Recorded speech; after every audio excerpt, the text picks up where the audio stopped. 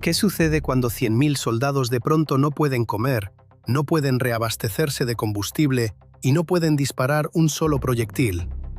¿Qué ocurre cuando la agrupación militar más poderosa que Rusia ha reunido desde el inicio de esta guerra se encuentra estrangulada no por tanques enemigos, sino por máquinas silenciosas que flotan en el cielo?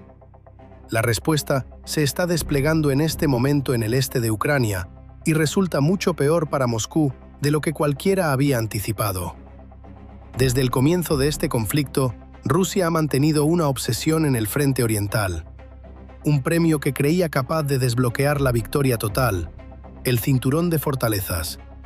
Se trata de la enorme zona defensiva ucraniana anclada en torno a las ciudades de Sloviansk, Kramatorsk, Kostiantynivka y Druzhkivka. Estas 4 urbes conforman un cuadrilátero, un rectángulo de bastiones urbanos conectados por líneas fortificadas, ventajas naturales del terreno y posiciones defensivas profundas que Ucrania ha estado preparando durante años. El Instituto para el Estudio de la Guerra ha identificado repetidamente esta región como la pieza central de las ambiciones estratégicas rusas. Si Moscú lograba quebrar el cinturón de fortalezas, destrozaría la columna vertebral defensiva de Ucrania en Donetsk. Esa ha sido siempre la teoría. Y así, a principios de 2026, Rusia comprometió todo lo que tenía. 3 agrupaciones masivas de ejército fueron posicionadas alrededor del cinturón de fortalezas: el Grupo Sur, el Grupo Centro y el Grupo Oeste. El analista militar francés Clément Moulin documentó este despliegue en detalle. 18 brigadas, 8 divisiones completas. Una fuerza estimada que superaba los 100.000 soldados cuando se incluían las bajas y las rotaciones.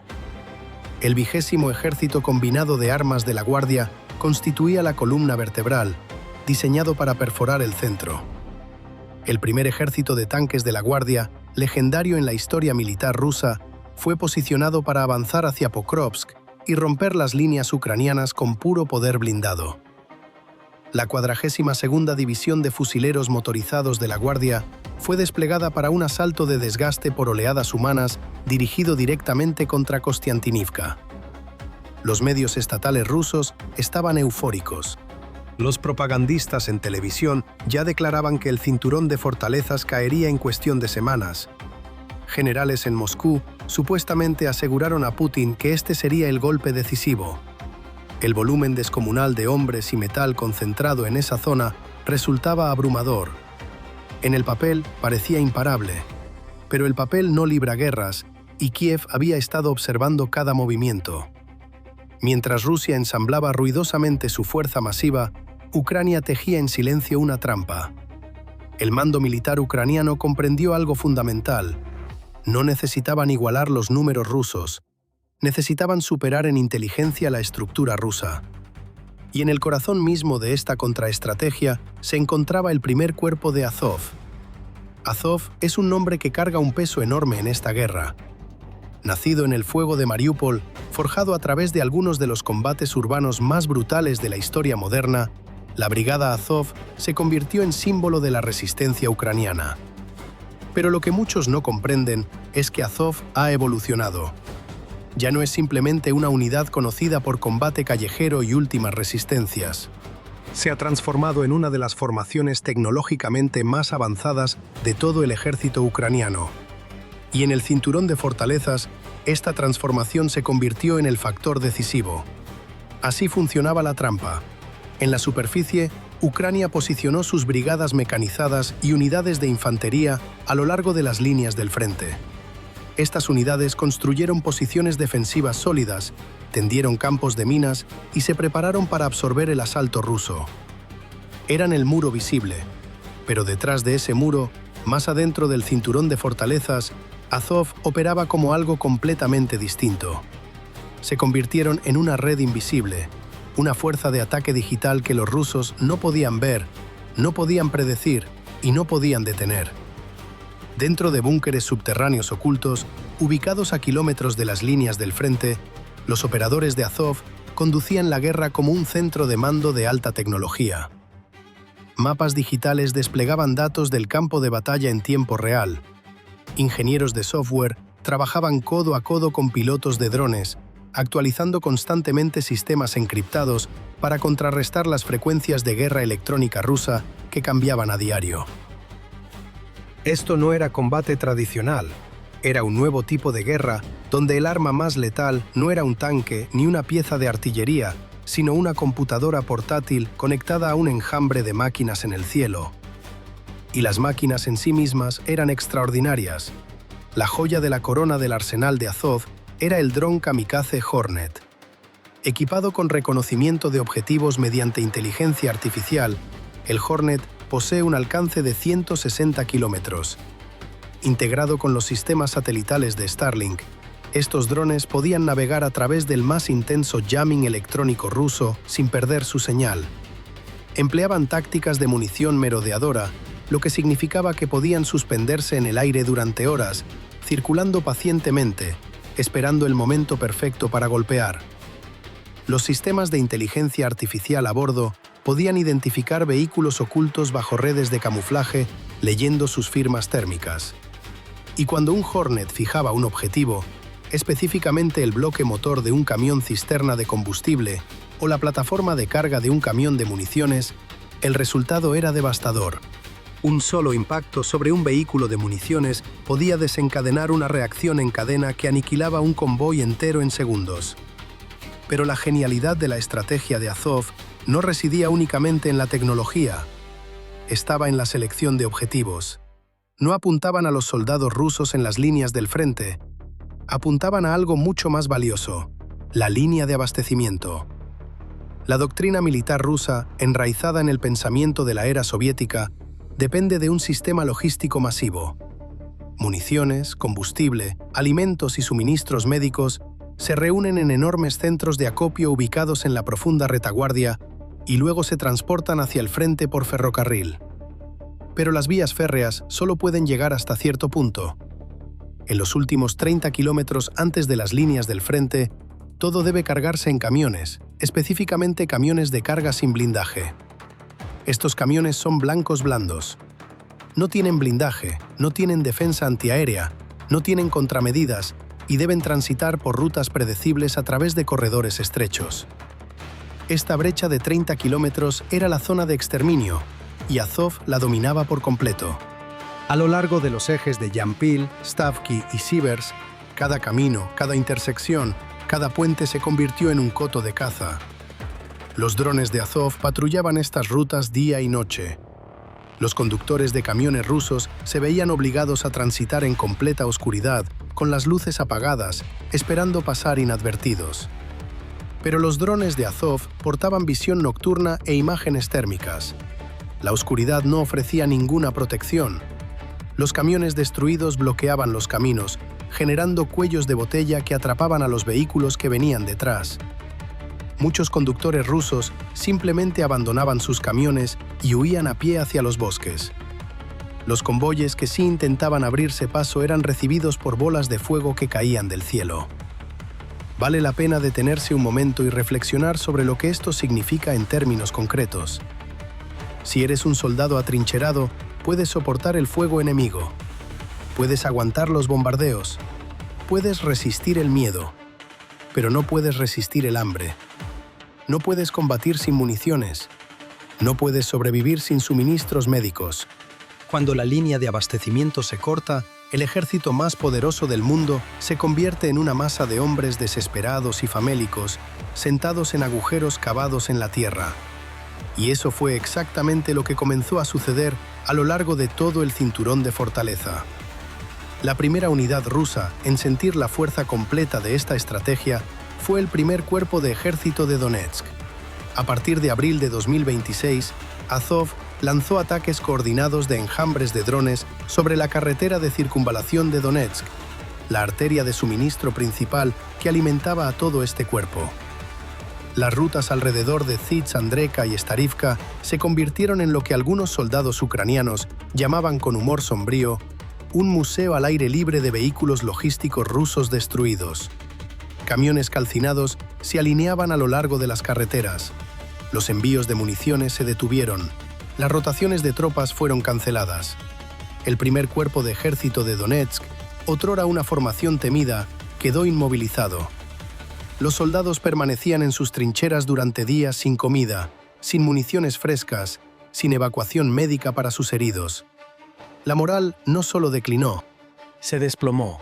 Reportes obtenidos de comunicaciones interceptadas revelaron a soldados rusos suplicando a sus comandantes por suministros que nunca llegaban. Algunas unidades experimentaron colapsos psicológicos. El terror no provenía de las balas ucranianas, provenía de la lenta y aplastante comprensión de que su propio mando había perdido la capacidad de sostenerlos. No estaban siendo derrotados en batalla, estaban siendo estrangulados. El mismo patrón se repitió en cada eje de la ofensiva rusa. En el sector de Bryansk, el primer ejército de tanques de la Guardia había encendido sus motores para un empuje blindado masivo. Estos eran los tanques de élite de Rusia, incluyendo T-90 modernizados, diseñados para aplastar las líneas ucranianas con fuerza abrumadora. Pero los ataques tipo avispón de Azov destruyeron los convoyes de combustible kilómetros detrás del frente. Sin combustible, los tanques de decenas de toneladas se convirtieron en cajas de acero inmóviles atascadas en el lodo. Las rutas designadas T-0509 y M-14 se transformaron en corredores suicidas. Cada kilómetro estaba vigilado, cada puente era un objetivo. Los comandantes rusos se vieron forzados a sacrificar docenas de soldados y vehículos solo para entregar un único cargamento de combustible al frente. La ofensiva en el eje de Bryansk, que se suponía sería la punta de lanza de toda la campaña de verano de Rusia, se estancó durante semanas. Más al norte la historia era idéntica. La tercera división de fusileros motorizados rusa en el eje de Seversk se quedó sin suministros y no pudo avanzar un solo metro. El 20º Ejército Combinado de Armas de la Guardia, que se aproximaba desde la dirección de Liman hacia Slovian, cayó en la misma trampa. Rusia intentó compensar lanzando más de 800 ataques aéreos en toda la región a lo largo de mayo. Pero los ataques aéreos por sí solos no pueden tomar territorio. Se necesitan tropas terrestres avanzando. Y esas tropas terrestres necesitan municiones, combustible y comida. Nada de lo cual estaba llegando. La 42ª División de Fusileros Motorizados de la Guardia, junto con sus regimientos subordinados 71 y 291, se encontró atrapada en un círculo perfecto de destrucción. Desde el frente, chocaban contra las líneas defensivas fortificadas de Ucrania. Desde la retaguardia, los drones de Azov despedazaban cada convoy de suministros que intentaba alcanzarlos. Atrapadas entre estos dos fuegos, estas unidades sufrieron bajas catastróficas y fueron arrastradas a una parálisis táctica total. Y entonces, Azov fue tras algo aún más crítico: los nodos de comunicación. Los puestos de mando móviles rusos, las estaciones de relevo de señales y los inhibidores de guerra electrónica se convirtieron en objetivos prioritarios. Cuando estos fueron destruidos, los oficiales rusos perdieron la capacidad de comunicarse con sus unidades en el campo. Las órdenes no podían transmitirse. La coordinación entre diferentes regimientos cayó a cero. Las baterías de artillería, incapaces de recibir datos de puntería, disparaban a ciegas o directamente no disparaban. La ofensiva rusa, que se suponía debía ser una gran estrategia coordinada, involucrando a más de 100.000 soldados, se desintegró en bolsas aisladas de hombres confundidos, sin liderazgo, peleando a ciegas por sobrevivir. Esto no fue un accidente, era la estrategia. Azov y el ejército ucraniano habían estudiado la doctrina rusa e identificado su debilidad fatal. El ejército ruso está construido sobre el mando centralizado. Cuando destruyes la red de comunicaciones, no solo interrumpes las operaciones, paralizas al organismo entero. Y eso fue exactamente lo que ocurrió. En realidad, hubo una demostración anticipada de todo este enfoque. En febrero de 2026, Azov llevó a cabo una operación de limpieza en la zona boscosa de Zelote-Kodias. Duró 21 días. Azov combinó ataques de drones de primera persona con tácticas de infantería coordinadas, colapsando la resistencia rusa desde adentro hacia afuera. 18 soldados rusos, acorralados en lo profundo del bosque, incapaces de levantar la cabeza porque los drones zumbaban sobre ellos constantemente, terminaron por quedarse sin municiones y sin comida. Hambrientos y agotados, levantaron banderas blancas y se rindieron. Fue una operación pequeña, pero sirvió como un ensayo perfecto. Una versión en miniatura de la estrategia exacta que ahora se aplicaba a lo largo de todo el cinturón de fortaleza a una escala masiva. Los resultados hablan por sí mismos. La superioridad numérica de Rusia, su concentración masiva de hombres y blindaje, ha quedado en gran medida neutralizada. El cinturón de fortaleza, que Moscú creía sería su puerta de entrada a la victoria, se ha convertido en un agujero negro que devora el poder de combate ruso. Las unidades de élite se están desvaneciendo, los tanques permanecen abandonados en el fango, los soldados se retiran sin órdenes porque no hay órdenes que dar. Y esto nos lleva a la verdad más profunda de lo que estamos presenciando. Esta guerra ha demostrado algo que los teóricos militares han debatido durante décadas. Los números por sí solos no ganan las guerras modernas. Las tácticas de la era industrial, esas que consisten en concentrar ejércitos enormes y empujarlos hacia adelante mediante ofensivas de fuerza bruta, simplemente no pueden sobrevivir frente a una defensa tecnológicamente adaptativa y guiada por inteligencia. Rusia trajo un ejército del siglo XX a un campo de batalla del siglo XXI, y el costo ha sido devastador. Ahora bien, vale la pena detenerse en lo que Moscú enfrenta de aquí en adelante. Las opciones del Kremlin son dolorosas y cada vez más reducidas. En una reacción que delataba pánico, el mando ruso retiró los sistemas de guerra electrónica de las líneas del frente y los redistribuyó hacia la retaguardia, intentando proteger las rutas de abastecimiento de los ataques con drones. Pero esta decisión generó un intercambio catastrófico. Sin la cobertura de guerra electrónica en el frente, la infantería rusa quedó completamente expuesta a los drones de vista en primera persona ucranianos. Soldados que ya estaban pasando hambre y con municiones al límite, se encontraron de pronto sin ninguna protección contra los enjambres de pequeños drones que los cazaban dentro de sus propias trincheras. Fue una decisión en la que se perdía de cualquier manera y reveló hasta qué punto la estrategia de Azov había desarticulado por completo el marco operacional ruso. Las estimaciones actuales sugieren que Rusia ha sufrido bastante más de 1 millón de bajas totales desde el inicio de esta guerra. Reemplazar esas pérdidas se vuelve cada vez más difícil. El reclutamiento se está desacelerando. La calidad de los nuevos soldados que llegan al frente va en declive. Y las pérdidas de equipo, tanques, vehículos blindados, sistemas de artillería, plataformas de guerra electrónica, resultan cada vez más complicadas de reponer a medida que las sanciones continúan erosionando la capacidad industrial de Rusia. Putin todavía posee un poder militar significativo. Los ataques rusos con misiles y drones siguen golpeando ciudades ucranianas, incluida Kiev, con una regularidad brutal. Estos bombardeos apuntan contra infraestructura civil y causan un sufrimiento enorme, pero no cambian la situación en el terreno. No ayudan a los 100.000 soldados atrapados en el cinturón de fortaleza con líneas de abastecimiento cortadas y comunicaciones rotas. Ucrania, mientras tanto, ha demostrado algo notable. A través de operaciones pequeñas, precisas y tecnológicamente sofisticadas, ha encontrado la manera de neutralizar a una fuerza que la supera varias veces en tamaño. El cinturón de fortaleza se ha convertido en un ejemplo de manual sobre cómo la guerra asimétrica puede derrotar a la masa convencional. Y el primer cuerpo de Azov, sin haber liberado directamente una sola ciudad o aldea, ha dejado su firma invisible en cada éxito ucraniano de la región.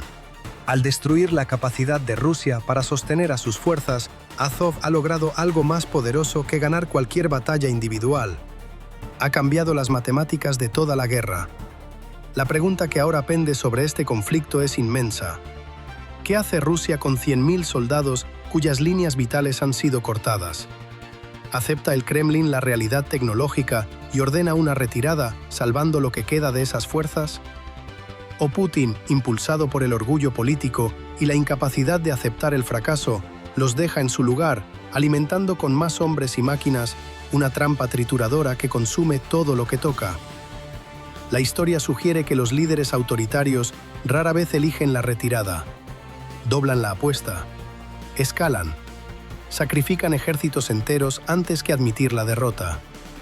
Y si ese patrón se mantiene, el cinturón de fortaleza podría convertirse no solo en un desastre militar para Rusia, sino en la catástrofe definitoria de toda la guerra. El mundo está observando.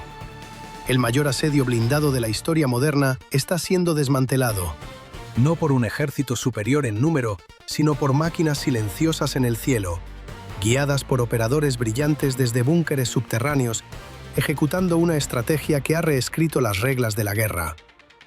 Lo que suceda a continuación en el cinturón de fortaleza no solo dará forma a este conflicto, sino que transformará la manera en que cada ejército del planeta piensa sobre el combate durante las próximas décadas. Y esa es una historia que vale la pena seguir de cerca.